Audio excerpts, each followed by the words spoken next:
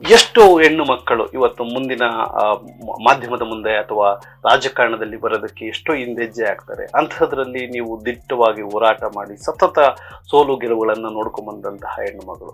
So ಮೊದಲನೇದಾಗಿ ರಾಜಕಾರಣ ಅಂದ್ರೆ ನಿಮ್ ಪ್ರಕಾರ ಏನು ಮೇಡಮ್? ರಾಜಕಾರಣ ಅಂತಂದ್ರೆ ನನ್ನ ಪ್ರಕಾರ ಈಗ ನಾವು ಬೆಳೆಯೋದ್ರ ಜೊತೆಗೆ ಇತರರನ್ನು ಬೆಳೆಸುವಂಥದ್ದು, ಜೊತೆಗೆ ಸಾಮಾಜಿಕ ಸೇವೆ. ರಾಜಕಾರಣ, ನಾವು ರಾಜಕಾರಣಿ ಜನನಾಯಕ ಅಂತ ಅನ್ಸ್ಕೊಳೋದೇ ಆ ಒಂದು ನಿಟ್ಟಿನಲ್ಲಿ.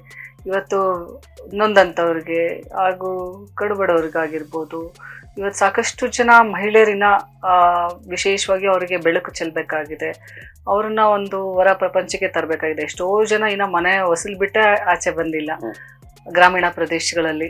ಇಂಥದ್ರಲ್ಲಿ ನಾವು ಸಮಾನತೆ ಅಂತೇಳಿ ನಾವು ಇರುವಂತ ಕ್ಷೇತ್ರ ಅಣ್ಣ ಬಸವಣ್ಣವರ ಕ್ಷೇತ್ರ.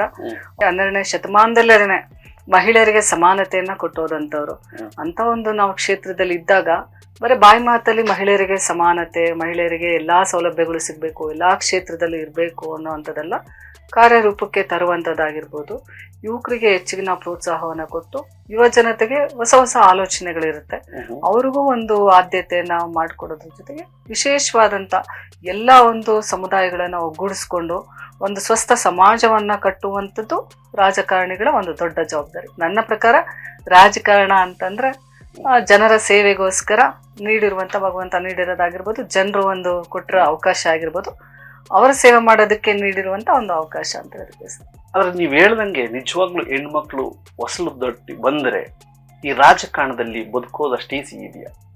ಖಂಡಿತವಾಗ್ಲೂ ರಾಜಕಾರಣ ಅಂತಲ್ಲ, ಎಲ್ಲಾ ಕ್ಷೇತ್ರಗಳಲ್ಲೂ ಹೆಣ್ಮಕ್ಳಿಗೆ ದೊಡ್ಡ ಸವಾಲೇ ಇದೆ. ಹೆಣ್ಮಕ್ಳನ್ನ ಯಾರು ಅಷ್ಟು ಈಸಿಯಾಗಿ ಮುಂದೆ ಹೋಗೋದಕ್ ಬಿಡಲ್ಲ. ಎಷ್ಟು ಗಂಡು ಮಕ್ಳು ಸವಾಲುಗಳನ್ನ ಎದುರಿಸ್ತಾರೋ ಅದ್ರ ದುಪ್ಪಟ್ಟು ಹೆಣ್ಣು ಮಕ್ಳು ಸವಾಲುಗಳು ಅಂದ್ರೆ ಹೆಣ್ಣು ಮಕ್ಕಳಿಗೆ ಒಂದು ಮಾರಲಿ ಸಪೋರ್ಟ್ ಆಗಿರ್ಬೋದು. ಎಷ್ಟೋ ಜನ ಹೆಣ್ಣು ಮಕ್ಳಿಗೆ ಟ್ಯಾಲೆಂಟ್ ಇರುತ್ತೆ, ಫೈನಾನ್ಷಿಯಲ್ ಸಪೋರ್ಟ್ ಬೇಕಾಗಿರುತ್ತೆ.